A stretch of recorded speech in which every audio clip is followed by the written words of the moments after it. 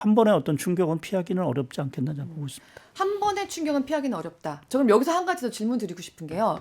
지금 사실 월가에서는 연말 랠리가 시작되느냐 아니냐 이런 얘기가 벌써 나오고 있단 말이에요. 저 방금 전에 브리핑에서도 말씀드린 것처럼. 근데 지금 위원님께서는 한 번의 충격은 피하기 어려울 걸로 본다고 말씀하셨는데 그렇다고 하면 지금 내가 가져야 되는 투자의 자세는 뭘까? 아직은 좀 기다려야 하는 걸까요? 저는 개인적으로 조금은 뭐 지난번에도 말씀하셨지만 경기라든지 이런 것들이 모멘텀이 조금 약화될 거로 좀 보고 있고요. 네. 오늘 사실 준비한 두 번째 주제와도 사실은 좀 맥을 같이 하는 네네. 부분들인데요. 바로 볼까요? 예. 네네.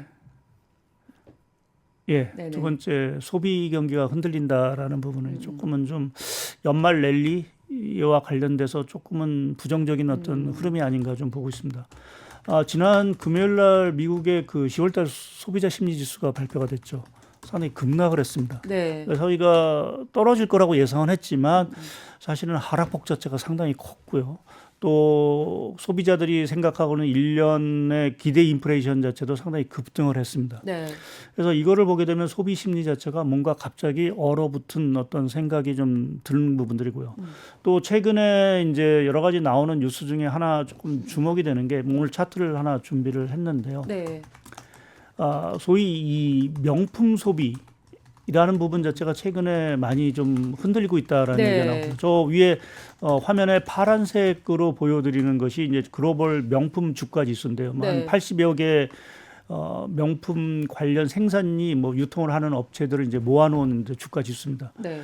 이게 보면은 지난 7월 말, 그러니까 7월 말이 대부분 S&P도 고점이 나왔고 네. 이 명품 지수와 관련돼도 고점이 나왔는데 상대적으로 보면은 이 명품 소비와 관련된 주가 지수의 상대 하락폭 자체가 상당히 큽니다. 그러니까 네. S&P 같은 경우는 지금 어제 종가 기준으로 해서 한 4% 내외 정도밖에 조정을 안 받았는데 네. 명품 관련 주가 지수는 한 11% 정도 조정을 네. 받았습니다. 그러니까 이러한 것들이 결국 소비 쪽에서, 그러니까 고금리 어떤 장기화라든지 또 우리가 그동안 얘기했던 뭐 미국의 초과 저축이라든지 뭐 이러한 것들이 소멸이 되면서 소비 쪽에서 뭔가 조금은 이제 이상 신호들이 이제 발생을 하기 시작했다. 지금 저거는 그 예. 유럽 명품주들까지 다 합친 예, 거죠. 전 세계에 네. 다 합친 겁니다. 그래서 뭐 최근 뭐 루이비통이라든지 이런 주가도 사실은 좀 많이 떨어지고 있는 네. 상황들이고요. 또 하나 이제 명품 소비 주가 지수에 떨어지는 하나의 역할을 또 하는 건 중국입니다. 네. 그러니까 아무래도 이제 중국 쪽에서의 소비 자체가 상당히 조금 안 좋은 상황들이고요. 뭐 우리나라도 최근에 이제 뭐 유코들이 많이 들어온다라고 하지만 실제 소비는 상당히 예상보다는 부진하다라는 게 지금까지의 지금 알려지는 사항들이고 특히 이제 과거에는 중장년층의 단체 여행객들이 와서 면세 소비라든지 이런 것들을 이제 많이 했었는데 최근에 이제 국내에 들어오는 이제 중국 여행객들은 이제 MZ 세대를 중심으로 한 쌍커, 그러니까 개별 쌍커가 싸다는 의미는 아닌 거고요. 쌍커는 이제 각자 오는 거잖아요. 개인. 각자 온다라는 개인 의미에서 여행객. 마치 뭐 은어처럼 네, 그런 것 같긴 한데 중국말로는 이게 개별 여행으로 얘기를 하는 거죠. 그래서 개별 여행으로 오는 세대들이 많아서 이게 실제 쓰는 단가, 소비 단가 자체가 상당히 이제 떨어진다라는 얘기를 좀 많이 하고 있습니다. 그러니까 그만큼 이제 중국의 상황 자체가 안 좋다 보니까 전체적으로 뭐 중국 내 소비뿐만 아니라 해외 소비 자체도 상당히 영향을 좀 미치고 있는 상황들이고요. 최근에 이제 미국의 카드 매출액, 그러니까 특히 이제 뭐 명품 패션 매출액 그 카드 매출액을 보더라도 3분기 연속 감소폭 자체가 상당히 커지고 있습니다. 그래서 이러한 흐름을 보게 되면 아까 말씀드린 소비 심리 자체도 상당 부분 둔화가 됐고요.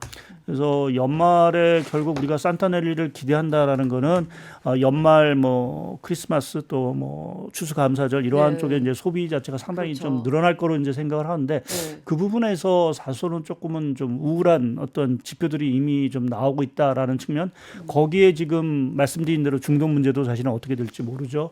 또 미국이 지금 그 임시 예산 뭐 연방정부 폐쇄는 넘겼긴 했지만 지금 예산이 집행이 되지 못하고 본 예산이 집행이 못하고 임시 예산 체제로 지금 가고 있는데 다음 달까지 45일 이제 10월 1일부터 이제 45일인데 지금 하원 의장도 선출하지 못하고 있는 상황에서 내년 11월 중순 가서 과연 이게 될까? 될까라는 또 네. 우려감이 있을 거예요. 그때 가서 연방 정부마저 또 정말 폐쇄가 된다라고 하면 연말 분위기를 완전히 싸늘하게 할 수도 있는 가능성이 있습니다. 그래서 지금 여러 가지 좀 아까 말씀드린 갈등이라는 부분 자체가 곳곳에 사실은 지금 널려 있기 때문에 네. 지금은 조금 안심하고 주가를 좀 사기에는 조금은 뭐 여러 가지 좀 리스크를 체크해 볼 필요가 있지 않겠느냐 좀 생각을 좀 하고 있습니다.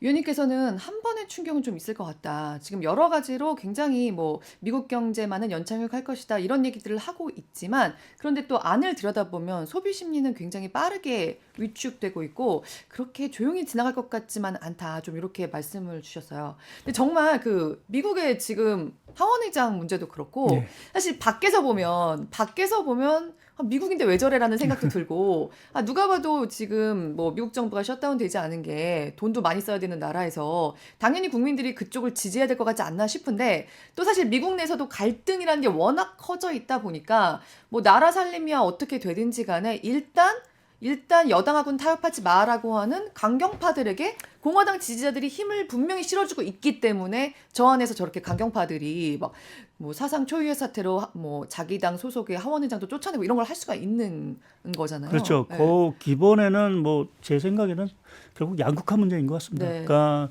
전 세계적으로 이제 정치적인 갈등 자체가 과거에 비해서 이제 극단으로 뭐 보수든 뭐 좌파든 모든 것이 이렇게 조금 네. 양극단으로 사실은 중립이 사실은 없는 이러한 상황들 자체는 그만큼 이제 소득의 양극화라든지 부의 양극화 뭐 이러한 현상 자체가 상당히 좀 심화가 되고 있어서 정치적으로도 이러한 색깔 자체가 상당히 좀 강해지고 있는 것 같고요.